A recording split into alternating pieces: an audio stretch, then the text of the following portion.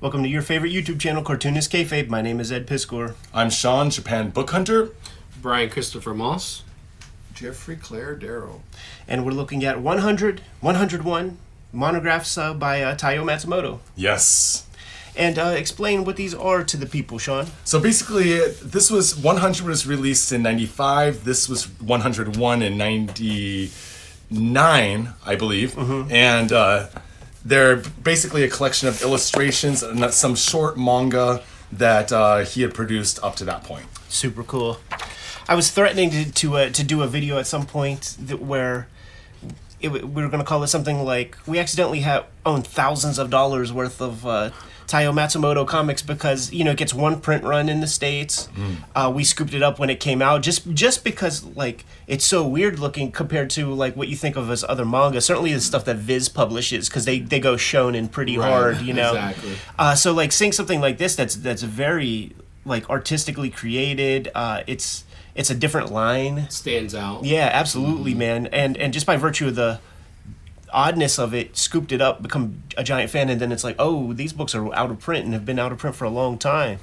The videos are brought to you by the books that we make, and 2023 was and is a big year. 2024 is going to be just the same. The Hip Hop Family Tree Omnibus is out there. About 75% of this print run has been accounted for, so you guys have about 25% left of our stock to go. Scoop up that book if you see it. It's going to make an excellent gift.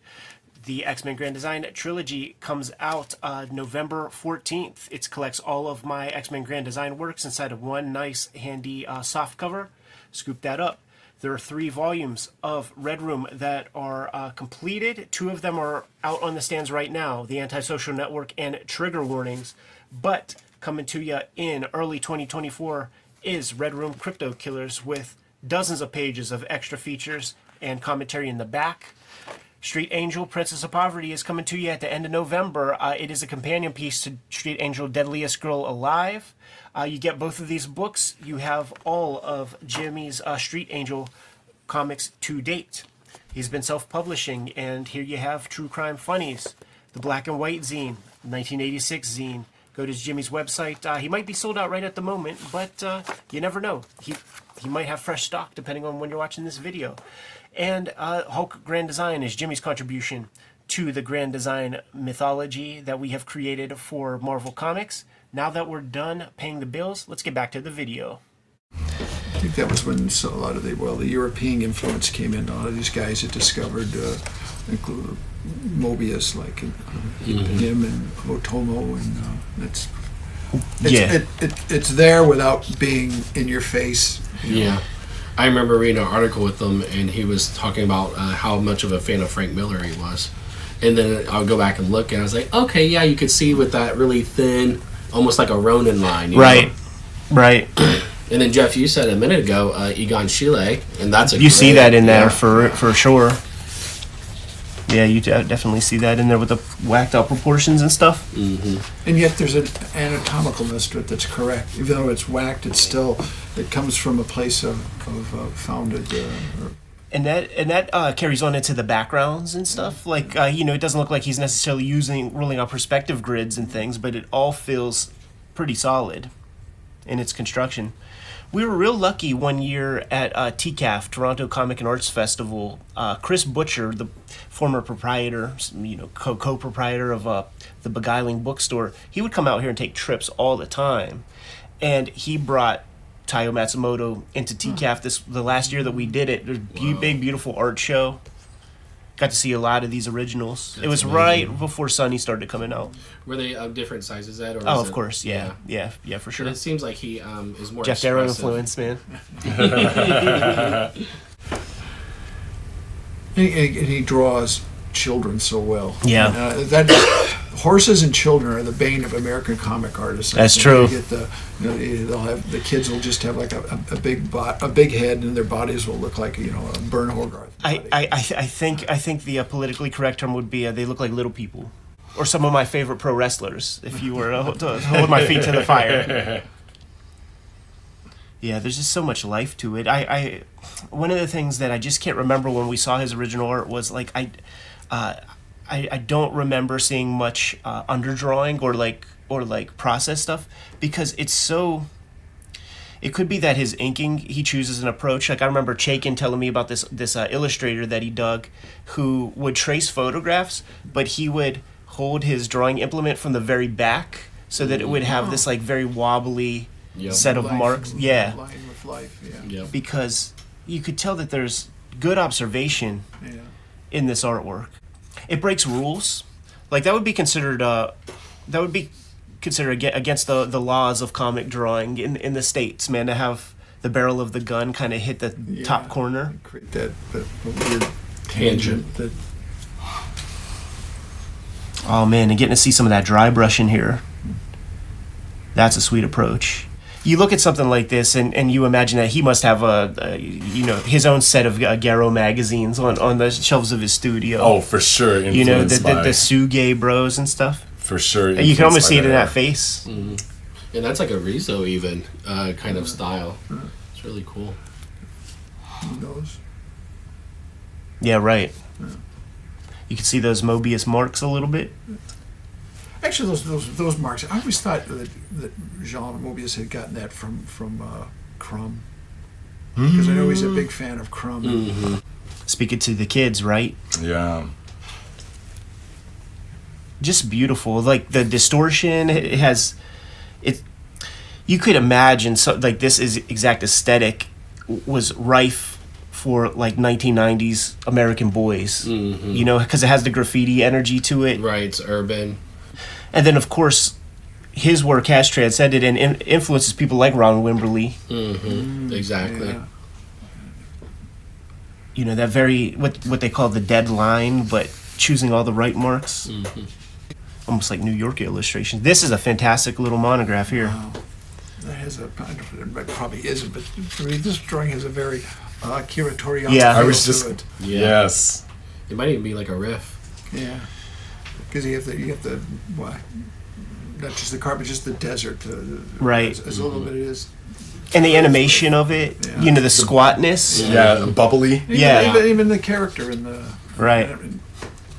We were joking when we were on the streets, Brian and I, man. We saw some of those like little scooters with the roof and stuff, and it's like, oh shit! I thought Toriyama invented that. Maybe he did. And they just said, that's a pretty Right. good idea. Here goes your Tech on Concrete black and white Yep. covers. Heartbreaking story, man. I just look at the Oh, little man. I just look at the little dude. Gosh, it's a great drawing. The expression is fantastic. So curious what he used to color this because it looks like his marker was running out or something here. Yeah, but even that seems intentional. Uh-huh. You know? Yeah, like making it work for him. Yeah. It seems like he has like he's probably inspired by painters a lot, you know? I do remember that some of that stuff, I mean, it certainly is painting. Yeah. It has that one-piece looseness to it, some of them. Yeah. And it's that clear line, Jeff. Yeah. Which he does so beautifully. There's a very. That's a great kind of diptych. What, Oh, Jeff? I see it now. What was the little skeleton that everybody would have in their studio? Oh. Mr. Was it Mr. Fantastic? God damn it, I can't remember. Because Frank Miller had bought a bunch of them, and he gave one to me and one to Dave Gibbons, and he had one Mr. Oh, Jesus. I mean, I had to drive it down to San Diego to give to Dave Gibbons. I don't know how Dave ever even got it back to England. Right. What's the size? Oh, it's about a yard. Oh, so you Yeah. Oh, and you can still find them, but they're not as well made. The original casting, they were fantastic, and the new ones they're really cheap and they don't move as much. And mine finally gave out. The last time I saw it was when I was moving back to France.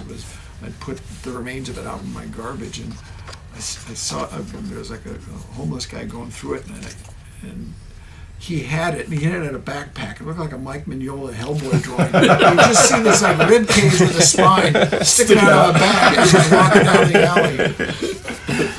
We're looking at 101 right now, and this stuff up front, it looks like it might even be like from the sketchbook. Right.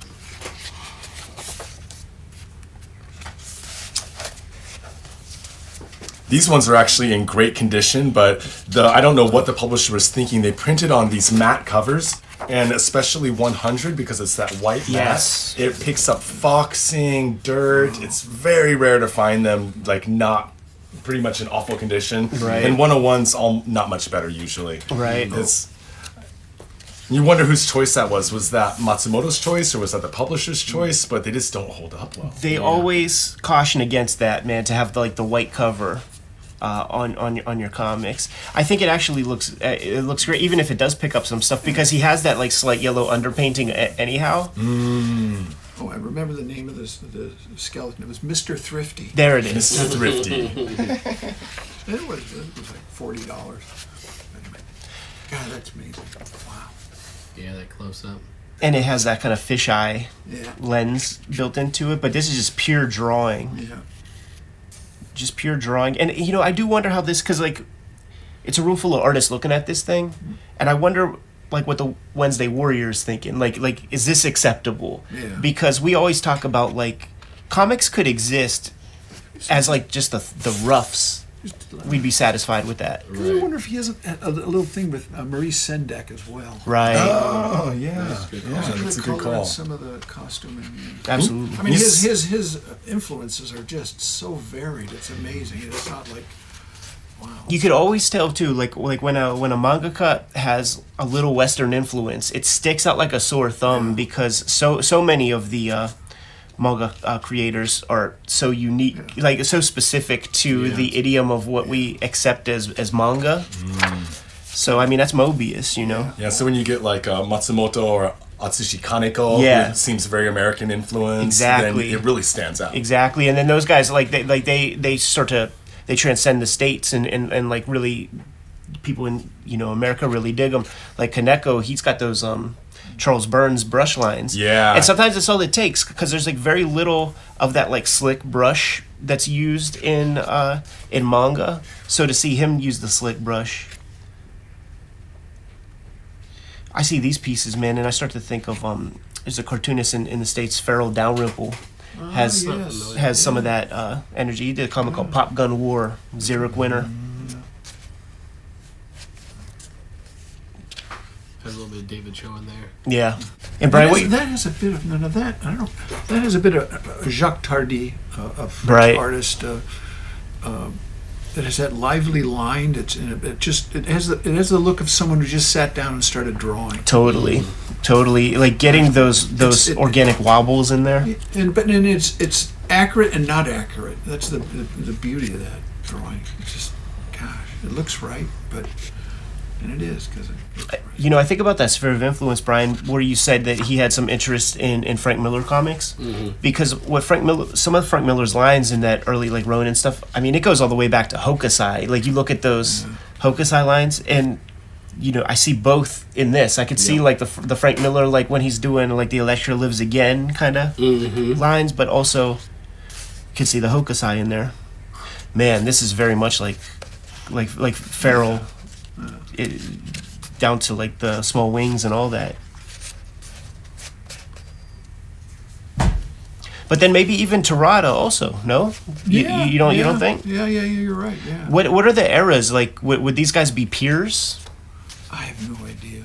Yeah. How long was Terada in the game, Geoff? Well, I think he first came out probably in. I became aware of him around when I was working on those Matrix movies around '97. Because I remember finding one of his books in the San Francisco, Japantown. But I think the first thing he did was his Monkey King, which I thought had a bit of a Simon Bisley kind of a thing to it, mixed with Mobius. And wow, this is. But yeah, you're right. We actually saw a Terada art show that was like this in May when I was out here. It would have like drawing over top. It would be a corrugated cardboard, and then the centerpiece would be a more elaborate pencil drawing. But this looks like pastels or something, huh? Yeah, totally. Terada's first piece, actually, now that I think of it, he drew cars for a little hot rod manga that was put together. I actually have it in the other room. I'll show it to you later. But it was put together by a bunch of car collecting aficionados, and he just did the illustrations for it. That's cool. So it kind of shows his chops, going back and looking at that, and then seeing where he went later in his career, because of also the accuracy of the cars. He had to draw the cars accurately. Sean, with this second book, is it later? It is. It's about 4 years later. 4 years later than the first one. So he's much more confident, taking a lot more chances, mixing mediums. This is the kind of drawing that makes you want to go draw. Yeah, Hit the sketchbook after you look at it. Yeah, I'll go through the black and white, and then I'll end up like just pulling out a rapidograph and start drawing always. And something like this, that it's a beautiful drawing. People probably wouldn't think of doing it, but this is fantastic. It's as good as any Spider-Man cover. Absolutely. For me, anyway. Yeah, sure. It just has so much life and story. It has good balance. Yeah. It's just with the pelvis and stuff. It's juicy. It's like a tasty. It's like eye candy wouldn't be doing it service, but it's a nourishing drawing. Like that, my God. Yeah, playing with some different materials. We've seen him do so much with that pen, and now he's messing with maybe a brush pen or just a proper brush. I wouldn't have guessed that's him if I didn't know it was in this book. Jesus. Yeah, you're right. Like you could think like maybe Dave McKean or somebody. Yeah. What a special creator. Yeah. And very imaginative. Muhammad Ali. Yep. Amazing.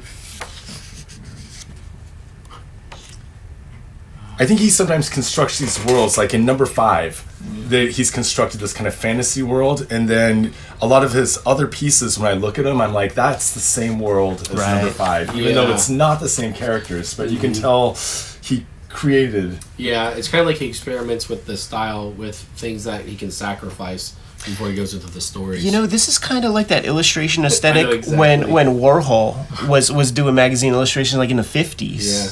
That kind of thing. This is a cool study. Yeah. The idea of like immersion like underneath the water, but from above. Submersion. My bad. He loves to draw animals, that's for sure.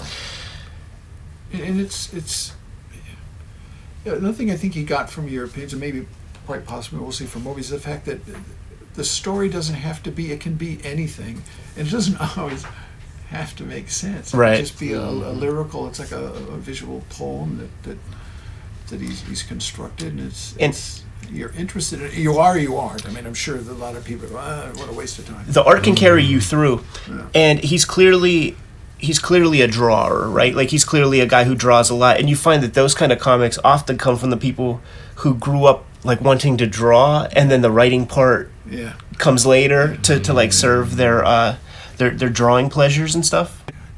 Jeff, this reminds me of you, man. Like how like I wish. the cowboy, like you draw him twisting up in all these different ways, and we all like just marvel at that. Like, God damn, you guys. Gosh, man. There's mad swag to it, a lot of style. Yeah, style for days. And see an image like that, like you can see that, just like never forget that. And even right here, you can still tell it's a child. Oh yeah, good call. Just the head. Good call. Yeah. Absolutely. It's super modern. Like that's something you see kids wearing today. Fantastic books, man. You know, I had mentioned that some of his stuff is like the number 5. He kind of repeats that same world. Right. This one's called Flower Hana, which was just like a little one shot that he had put out, and it's all black and white. Here. Let's get into the camera.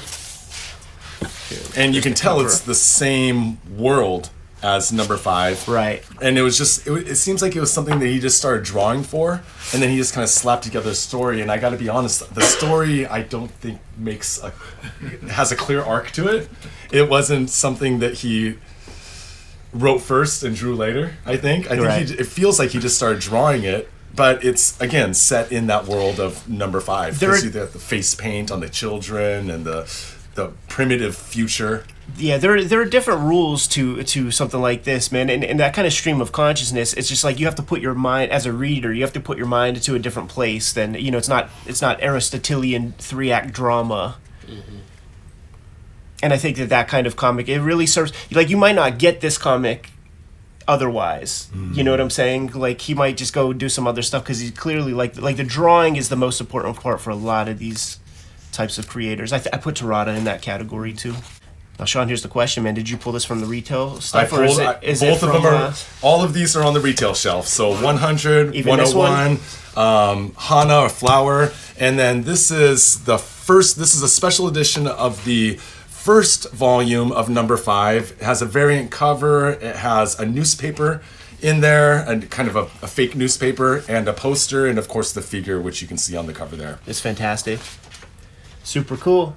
Thank you so much for showing this stuff off. Sean, what is the website where people can order these comics? JapanBookHunter.com to order books, and Japan Book Hunter on all the socials. Brian Moss, what do you have out nowadays? I just released my 24-pager called Desert Decay. It's on my Etsy account, and you can hit me up on Strange Things Moss on my Instagram. Jeff, tell the people what's out there, man. Or forthcoming. Well, a silent version of my last book, Cruel to Be Kin, full color, oversized, very large, and also next year an artist edition of Cruel to Be Kin with just pencil drawings. You said an artist edition. Yeah. Oh, oversized. man. Yeah. You heard it here first. Jeff, we're going to have you on the channel to talk some of that stuff over, and if you can maybe slide us a scan or two, that would be fun to see. Kayfabers, like, follow, subscribe to the YouTube channel, hit the bell so that we can let you know what new videos are available. We are a daily YouTube channel with more than 1,500 videos in our filmography, and there's a good chance we talked about some of your favorite comics. I encourage you to hit the magnifying glass on the front page of the Kayfabe YouTube channel, search for your favorite titles, and check out those episodes. If, by chance, we did not talk about your favorite comics on the channel yet, you have to let us know. Do so in the comments. Let us know what those comics are, and we will push those comics a little bit higher on our to-read pile. Jimmy and I are going to be at Big Apple Comic-Con come December 16th. It's been years since we've been to the Big Apple, and we look forward to seeing you guys. So please come through and bring your comics that we have yet to sign. We have a Patreon, and on the Cartoonist Kayfabe Patreon, the King Kayfabers get all the videos before anybody else, and when the internet cooperates, they are hanging out with us in a live stream recording session as we make these episodes. Mitigates the kayfabe effect. Ultimately, the videos are brought to you by the books that we make, and before you is a pretty good sample of our bibliography, but we'll get into the nitty-gritty. Jimmy, let the people know what you got coming out soon. My next release is Street Angel, Princess of Poverty from Image Comics. This will be out in late November, in time for their holiday gift for the action comic, superhero comic lover in your life. And Street Angel, Princess of Poverty collects all the Street Angel comics that are not in Street Angel, Deadliest Girl Alive, also available from Image. And get both books. It'll complete your collection. I've been self-publishing lately. True Crime Funnies #1 is available on jimrugg.com, along with BW and 1986 zine. And if they are sold out there, you can still read them on patreon.com/jimrugg. And my contribution to the Grand Design history is the Hulk, which is available in limited quantities because it is sold out at the distribution level. So if you haven't added Hulk Grand Design to your collection yet, you need to pick that up next time you hit the comic shop. Hip Hop Family Tree Omnibus is my big one for 2023, and it is going fast. Man, there's more than probably 75% of this print run is gone, and stores have been re-upping. It was the #1 reordered book on Comic-Con, so thank you guys so much. Thanks to stores for supporting the book. But if you even have any thought that you want this or you want to get it as a gift, make sure you scoop it up right away. It's the best book I've made to date. 500 plus pages, 10-year anniversary, Hip Hop Family Tree, 50th anniversary of the culture. Scoop it up. Not the last holiday release I'm going to have. Coming November 14th is the X-Men Grand Design trade paperback, collecting all of my X-Men Grand Design works. A couple volumes of that is out of print as we speak, so make sure if you are missing out on your X-Men Grand Design, scoop that up. You'll get it all in one. And there is a trilogy of horror comics that I have made under the Red Room umbrella, Antisocial Network, Trigger Warnings, and coming in January is this trade paperback right here called Crypto Killers, which collects my 2023 season of Red Room comics with a bunch of extras. The books are the most important part of keeping Cartoonist Kayfabe solvent and functional. But there are some other ways to support the channel. Jimmy, let the people know. You can subscribe to the Cartoonist Kayfabe newsletter at the links below this video. You can also pick up Cartoonist Kayfabe t-shirts, merchandise, mugs, stickers, and more at our spread shop. That link is also under this video. All good ways to support the channel. Give them those final marching orders, Jimmy, and we'll be on our way. Read more comics.